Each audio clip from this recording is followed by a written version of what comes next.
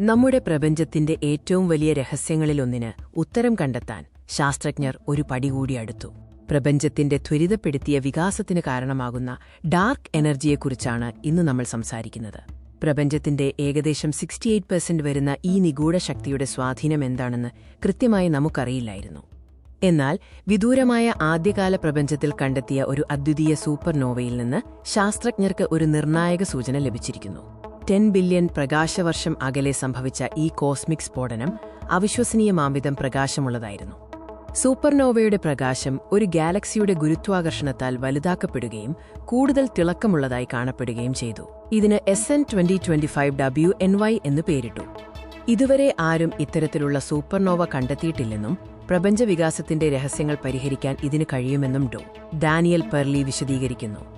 സൂപ്പർനോവയ്ക്കും ഭൂമിക്കുമിടയിലുള്ള ഗാലക്സിയുടെ ഗുരുത്വാകർഷണം അതിലൂടെ സഞ്ചരിക്കുന്ന പ്രകാശത്തെ എങ്ങനെ ബാധിക്കുന്നു എന്നതാണ് ഈ പസിലിലെ താക്കോൽ. ഗുരുത്വാകർഷണ ലെൻസിംഗ് കാരണം ഈ സൂപ്പർനോവയുടെ പ്രകാശം ഒന്നിലധികം ചിത്രങ്ങളായി വേർപിരിയുന്നതായി ഞങ്ങൾ കാണുന്നു. ജേക്കബ് വൈസ് പറയുന്നു. പ്രകാശത്തിന് ഭൂമിയിലെത്താൻ വ്യത്യസ്ത പാതകളിലൂടെ സഞ്ചരിക്കേണ്ടി വരുമ്പോൾ ഓരോ പാതയിലും എടുക്കുന്ന സമയത്തിൽ വ്യത്യാസമുണ്ടാകും. ഈ സമയവ്യത്യാസം അളക്കുന്നതിലൂടെ പ്രപഞ്ചത്തിന്റെ വികാസനിരക്കിനെക്കുറിച്ച് നിർണ്ണയിക്കാൻ കഴിയും എന്നതാണ് ഇതിലെ ഏറ്റവും ആവേശകരമായ കാര്യം.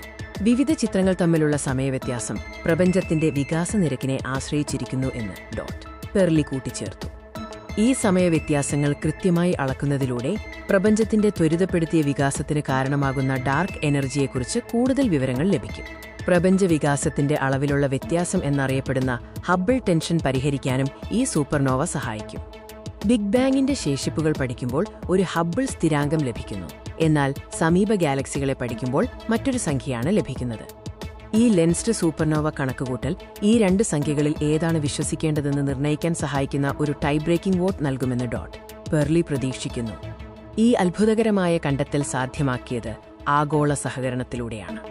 വലിയ ദൂരമുണ്ടായിട്ടും കാലിഫോർണിയയിലെ സ്വിക്കി ട്രാൻസിയൻ ഫെസിലിറ്റി, ലാപ്പൽമയിലെ ലിവർപൂൾ ടെലിസ്കോപ്പ് ഉൾപ്പെടെയുള്ള ഇടത്തരം ഗ്രൗണ്ട് അധിഷ്ഠിത ടെലിസ്കോപ്പുകൾ ഉപയോഗിച്ച് ഈ സൂപ്പർനോവ കണ്ടെത്തി.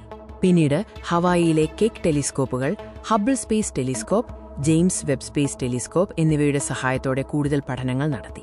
പ്രപഞ്ചത്തിന്റെ രഹസ്യങ്ങൾ തേടുന്ന ഈ യാത്രയിൽ കൂടുതൽ വിവരങ്ങൾക്കായി കാത്തിരിക്കുക. നന്ദി.